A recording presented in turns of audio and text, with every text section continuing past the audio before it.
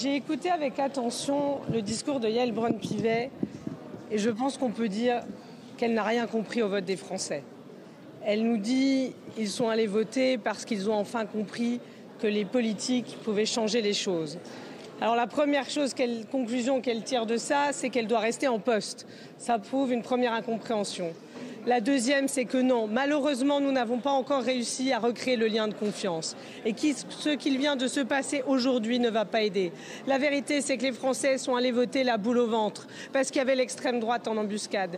La vérité, c'est que moi, j'ai croisé pendant 3 semaines des gens qui étaient terrifiés de voir leur vie changer, de voir la violence antisémite, raciste, homophobe qui était en train de se dégager. Et quand on voit le vote qu'il y aura demain, quand on voit que les soutiens du président de la République refusent d'entendre ce simple mot. Pas d'extrême droite au sein de notre République, mais que penser de ce que Yaël Braun-Pivet a compris du vote des Français? Je pense qu'aujourd'hui, nous avons manqué quelque chose d'important, celui de retisser justement ce lien de confiance. Elle aurait dû avoir la décence de ne pas se présenter. Les soutiens du président auraient dû avoir la décence de reconnaître la défaite. Ils n'ont jamais été aussi faibles, ils n'ont jamais été aussi impuissants.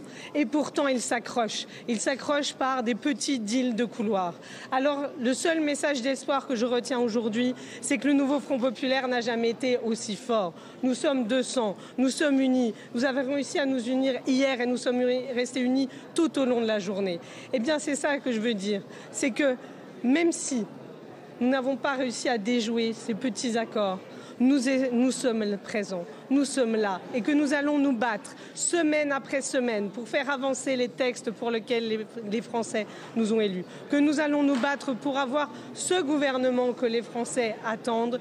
Oui, la rupture n'a pas été possible à l'Assemblée nationale, elle le sera demain au gouvernement.